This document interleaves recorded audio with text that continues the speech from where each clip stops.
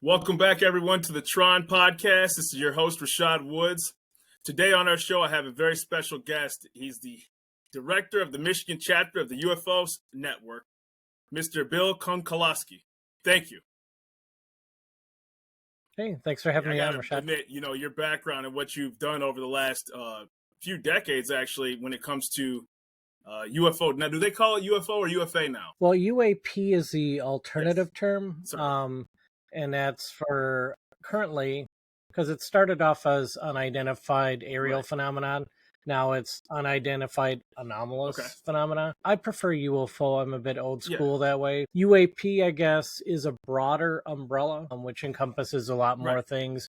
UFO tends to be very specific in what it's trying to describe. It's a flying object, and it might not be flying. It might be on the ground.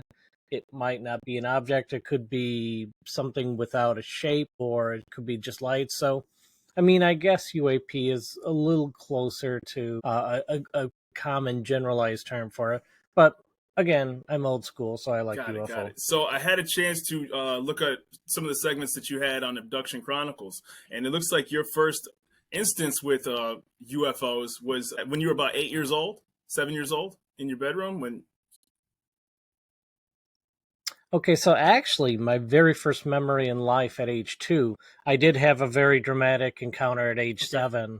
But just rewinding a bit to when I was 2, it was nighttime. I was in my crib. A little gray guy came into my room, giant black wraparound eyes, and just stared down at me, and I screamed for my parents, and my mom in the other room told me to go to sleep, like she thought I was having a bad dream or just fidgeting or something like that. And so my parents didn't come in, and after a while the being just was like, okay, it felt satisfied, and then walked out of the room. And that was, again, my very first memory in life. It wasn't anything playful or abstract. It was this very specific moment. Okay. What city was that in Michigan? Sterling Heights. And so. Okay, so this one's much more in depth, and I can definitely walk through it. I was in bed, and I woke up to this sort of tingling feeling all over. And I look, and there's this hole in the ceiling above me. And it's very strange, obviously. You're still, when you're like 7, you're still at an age where weird things can happen that you've never seen before. And you just sort of say, okay, that's new in life. I'm going to roll with it. So here's this thing. I'm like, I have no idea why it's there, how it could have got there. But then this metal sort of hose or cable, drops out of it and starts whipping around really quickly. And I can really feel the energy start to build up. And then I felt just this big, powerful sort of vibration in me. And suddenly I'm in this small room, and it's got this sort of dark light in it. And there's these 2 little guys in there.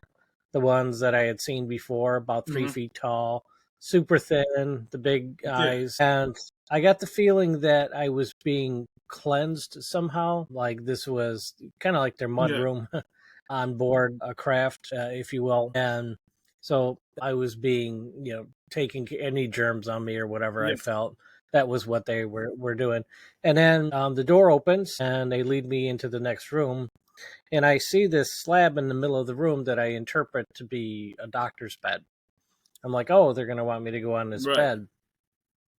Very sparse room, very brightly lit. Nothing that I could look at and say, oh, I understand what that is.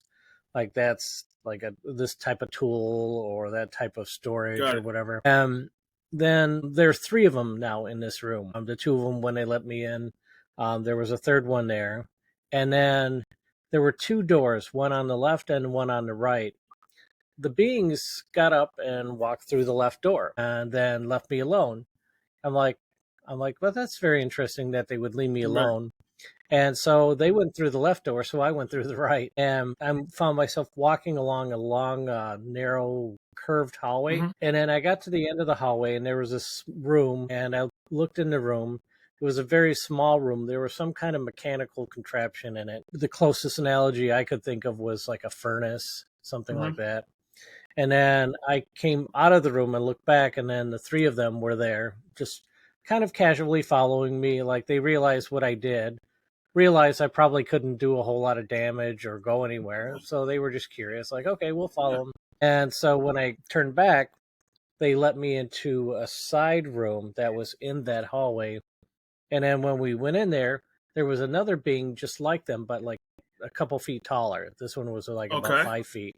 These little guys are about 3 feet, and this one that was 5 feet wanted me to sit in this chair that was very much like a dentist's chair. And I did, and I felt stuck to the chair immediately. There weren't any clasps or anything to physically hold me, but I just felt magnetically attached to this chair. And so the being came and he went right into my face very closely and said, "Be very good and you'll get to see the color blue." And I was like, as a kid, you want a a sucker or a sticker or something And like these that. things are speaking English, just so I'm clear about that. You can perfectly understand. It's all telepathic. Okay. It's all telepathic. The little ones didn't actually ever say anything, but the taller one was communicative. And it seemed like it was very similar to the other ones, but not exactly the same as the other ones. This one had an ability to communicate and I guess connect with people in a way that the smaller ones couldn't. And so then I said it got in my face. Be really good. You get to see the color blue. And then I felt a sharp pain on my right arm. I looked down. There's now a slice on my arm. And I'm looking at it. As I'm looking at it, it's actually starting to heal up right as I'm watching it, which is strange. I didn't see what cut it. I have no idea why it's healing. So I look back up at the being, and it's got his face in mine again, and pardon me, it doesn't say anything, but its eyes turn from a deep black to a bright, like cerulean blue, a very bright backlit blue, and I'm being pounded with this bright blue light from its eyes, and it was actually relaxing. It was tranquilizing, mesmerizing. I was lost in this sort of field of blue. And then the next thing I knew, I woke up the next day, and the first thing I look down and I see that scar there that wasn't there the day before. And I went around to my brothers. I have four older brothers and my parents. And I'm like, do you have any idea how I got this? I've never seen it before. Just in case that somehow I may have gotten it some other way, and none of them could remember it. And my mom was particularly surprised. She's like, "Oh, that's a pretty big scar." And she's like, "You would have remembered getting that." I'm like, "Oh." Yeah. So then later in the afternoon of that same day, I'm in the backyard playing with the little boy across the street was a year younger than me. So I'm 7, he's 6. We're just climbing the trees in my backyard. And this mist rolls into the backyard. This sort of cloud, this mist just comes in. And I thought at first, oh, is it a fire? Is it somebody's barbecue? What's going on? And then when it hits me, it's cool, like a fog machine cool. And I'm like, this is strange. And then inside of it was a gray guy, and he says to me, telepathically, "Are you okay?" And I said, "Yeah, I'm fine." And he seemed satisfied, and he kept walking, and the mist rolled with him, and he went into the next yard, and then Now, kept was there going. any other young kid with you at the time who saw that? Yeah. Yes. So my friend from across the street, he saw the mist. We both remember it, and I'm still in touch with him, and he still remembers it, but he did not see the little being. So obviously you're seeing these, and I hate to, I'm going to be respectful when I ask this, is when you started telling people, do they think this was a product of a kid's a kid's imagination, overactive imagination, and, is it kind of this way you see it, like almost in TV or movies where mom, dad, I saw this, brother, I saw this, and then people weren't really, thinking that you were telling the truth. Oh, right? yeah. That had to have been frustrating, imagine. Yeah. Yeah, there was definitely that element to it. A thing about my household was I have my 4 brothers are all older than me. My 2 oldest brothers and I could go toe to toe in a strange and crazy happened to me contest. Then the next 2 brothers, between them, 0 experiences. Really? Not a single thing. Not even being around one of the others of us in the instant that something was happening. And my oldest brother's like 11 years Okay. older than me, and then 10. They're all like about a year apart, and then there's a gap, and then I came along. But so there was a household rule because weird stuff runs on my mom's side of Right. the family. And so I have lots of cousins with weird stuff happening to them too. But there was a house rule that they can be supportive of me when I said stuff, but they couldn't share their own stuff with me. They didn't want to influence me, they didn't want to Oh, scare wow. me, but they could be supportive of me. And so it wasn't until I was, in the middle school, high age that they started To to, start to to open share up a some of the little bit weird more. things. Yeah, and so I was never like pushed away or That's okay. ridiculed or told, no, that's impossible. It's always just like, oh, that's Right. very Positive interesting. Okay, reinforcement. That's, and I only ask because it's such an open ended. You don't know how that could be received when you tell your parents or your siblings. So hmm do they, based upon your experiences and what you've seen, and I got just a couple questions. This is so fast. This is very fascinating. Did you find out it was exclusively that they were targeting you, or did you have any other people in the neighborhood? Was there an age? Was there a reason that this was happening particularly to you? Were you researching them, and were you researching phenomena, and they felt that there was a connection of some sorts? I always like to say that UFOs had an interest in me before I had an Okay. interest in them. So it runs on my mom's Right. side of the family, and so I think I just sort of Right. inherited it. And the number of people that this happens to, I think, is widely underreported. So I'm not like one of like a Right. few. I'm one of probably maybe even several hundreds of thousands Right. of people.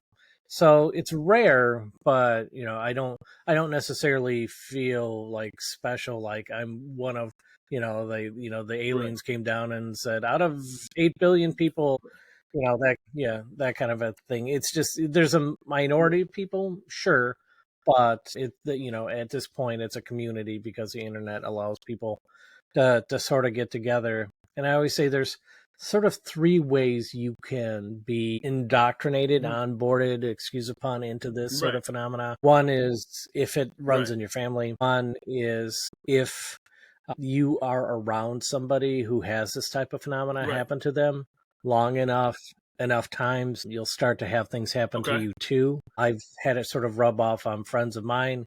And then the other is, and this one's maybe a bit more rare, like if an experiencer, which is sort of a kinder way to say Right. abductee, lives in a particular house for a long time, there's sort of a residual there. And if they move out, something can possibly happen to the new homeowners. I've seen that happen Oh my goodness. twice. So, it's kind of like almost like a disease, almost. You kind of catch Okay. it.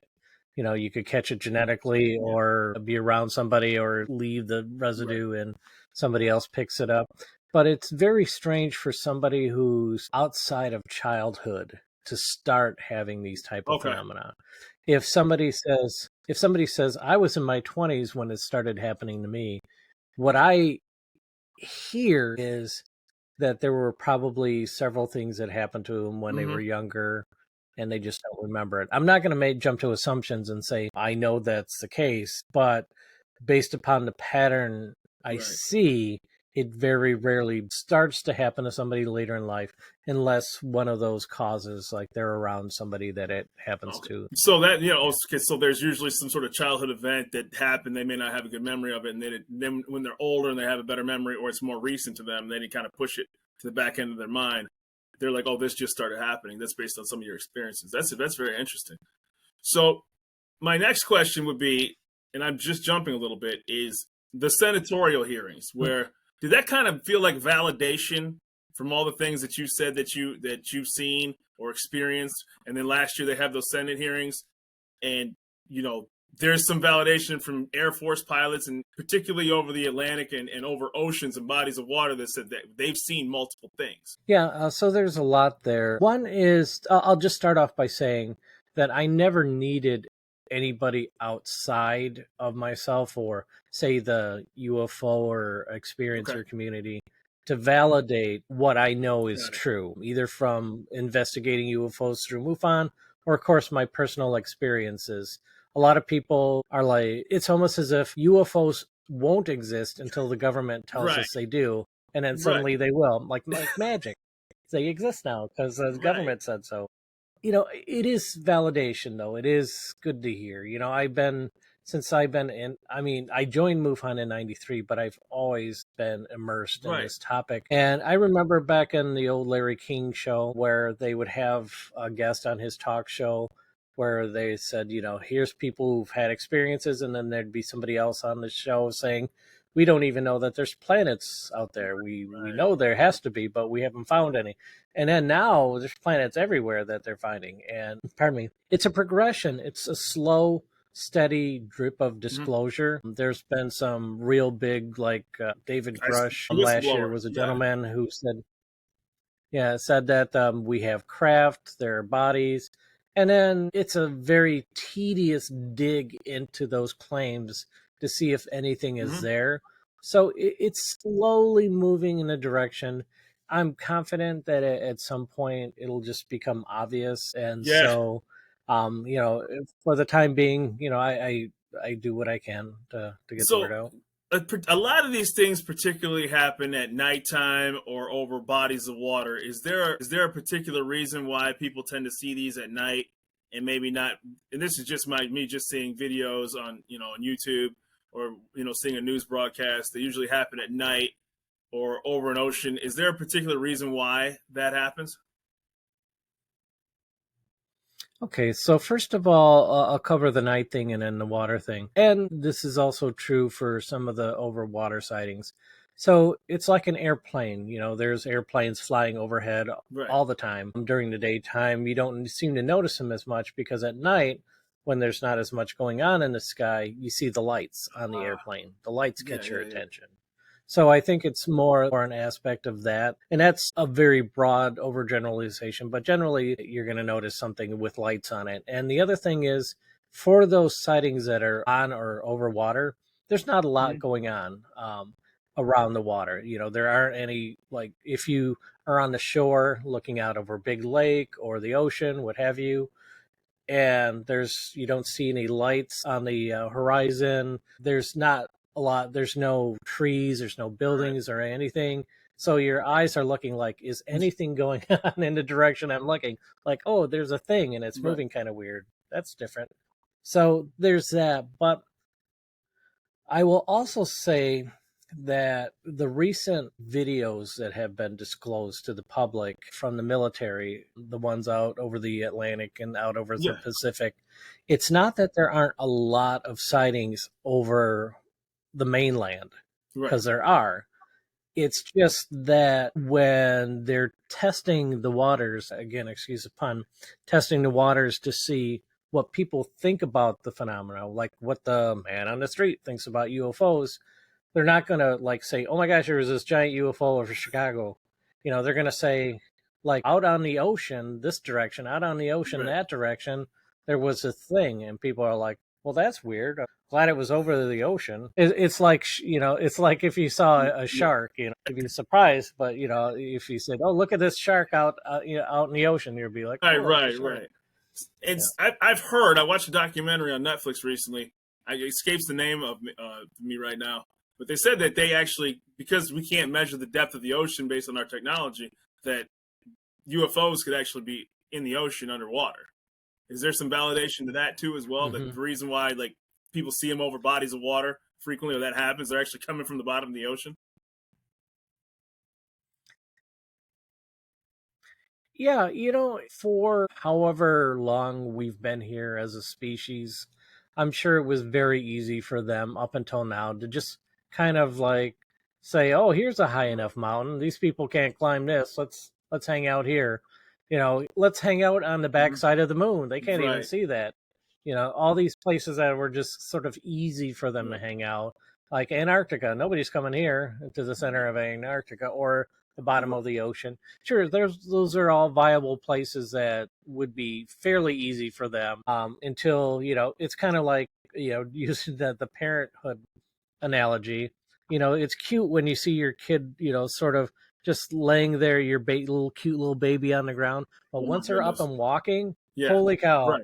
Right. you know changes The changes world. Yeah. everything. So yeah, so I think now that we're toddling around, their hidden bases don't have that same luxury that they probably did for thousands of years or however long it's been.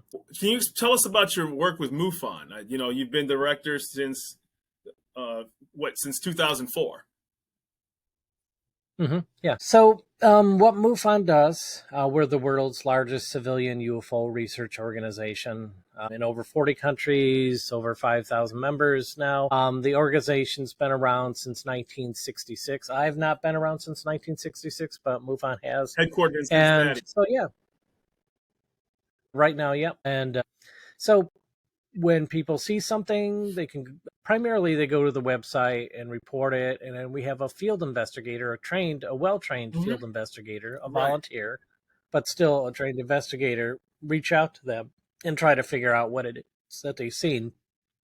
In Michigan, every year we get about 200 sightings, and our field investigators can identify typically about 90% of what people report. People misidentify airplanes, or they'll see things like Starlink satellites. That's a big one. Drones, Chinese lanterns. Sometimes weather or natural celestial phenomena. And a lot of the time we can identify it, but it's that 10% that's the really interesting stuff that, it keeps you, pardon me, a little bit of cough, really keeps you motivated and interested in it. So since I've been state director in 2004, Michigan has gotten a little over 4,000 sightings into us. And so, it's never a dull moment. Right. I'll put it And that so, way. and I know in '94, Michigan had those sightings that were over Muskegon, I believe, where they said that, and it was multiple people said they saw something at that time. And it's, I don't recall that. I was only about 11, 12 years old when those instances were taking place. So I'm only finding out some of this information as I got older and started, researching your background and this phenomenon, because with all due respect, a lot of times it wasn't that you didn't believe that there was something that was available out there. And yes, the government didn't validate it, but it kind of, now that it came pseudo mainstream, as well as more people who have no agenda said, I've seen something and this is unexplainable to me. I mean, you have a heart, even, and I say this respectfully, maybe they don't believe the kid in bed, but they'll believe the Air Force pilot, right? And that means, because an Air Force pilot has no, like, he's like, our technology couldn't even chase that thing in air. And you're like, it blows your mind. And you see the video of it, you're like, you gotta be kidding me. Yeah, that 1994 case it was March 8th, 94, had over 300 witnesses to it. The Muskegon National Weather Service tracked it on radar. All sorts of people, over 60 people made calls into 911 about it, which is huge, right? Because, you hear that and like, okay, people called 911, but you think about it, and people called the same number they call if somebody's trying to break into their house, or they've fallen and they can't get up, because they saw something in the sky that impressed them. That means they were really impressed by what was going on in the sky to call 911. There was a great piece on it done by Unsolved Mysteries. Maybe is a bit of a boast because I helped put it together, but there was a solid episode just on that March 8th, 1994 case in Michigan. That I know they have a new incarnation. The music itself would make like, literally, it was the music. Even like now, I see it on Netflix. And obviously, God bless Robert Stack, but I'm like, I don't know if I really want to tune into that one more, because that wasn't an easy experience as a kid. And it's kind of funny too. I'll just add that I joined MUFON in the fall of '93, and in the spring of '94 is when that event happened. And I'm like, oh my gosh, it's going to be like this all the time. But so in order to be a field investigator, I saw the qualification, not the actual qualifications. There's a 65 question exam, and then there's a background check. So you have some really credible people from backgrounds to make sure that you're getting people who genuinely want to do this, and it's not just somebody off the street. Yeah, for sure.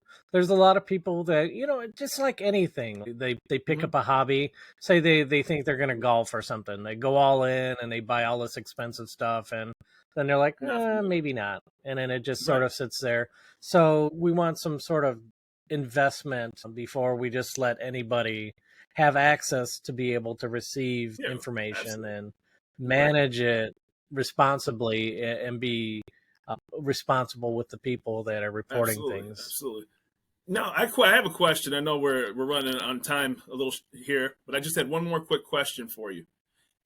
How has the resources from the state changed since you started, or states that other people have been in since the beginning of when you started or got into this, and now that there's congressional hearings about it, and now it's becoming more, there's something there, and there's an actual push from a wider spread.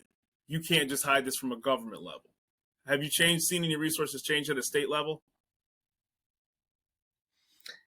Well, there's a lot going on dynamically right now. Let me say for the international organization, because there's the international that is Right. worldwide, or to the extent that we're worldwide. We're mostly based in the US, understandably. And then each state or province or whatever has its own Correct. chapter in it. And Michigan's always been a really strong, independent chapter.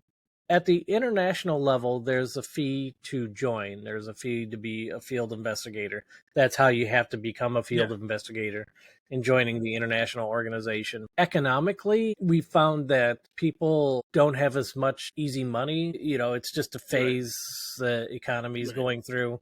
Maybe that'll turn around, maybe not. So there's a lot of people that say, hey, put me on your Right. email list, or I'd like to attend your Yeah. Zoom meetings, things like that. But otherwise, I mean, we've generally had about 100 people that I would really consider Hmm. members at any Right. given time. That number really hasn't grown or shrank, interestingly, as much as either when we try to put Right. effort into it or we completely ignore it. That number seems to remain about the same. But so many people are interested and say, hey, just put me on an email list and I'd like to hear more of it. I don't know if that Right. addresses your question, but I would think, yeah, the level of interest would indicate. And we do have some very generous, wonderful people who donate, because that's how the state chapter runs, by Right. donations. Some wonderful donations that Right. come into us, really something. However, if we were to rely on the membership based model where we ask people to The have to dues and pay a things. specific amount to participate, dues exactly, that number is not Right. reliable Understood. currently. The interest is there, but not Yeah, the everybody has financial the money commitment's a these different days. thing. So, that I really appreciate your time. I would love to have a follow up with you about this, just because I think that there's so much I could dive into, and your experiences with it. But for the sake of your schedule and your time, I'll save that for our next conversation. So, did you have any questions for me? No, thanks so much. Thank you so much, Bill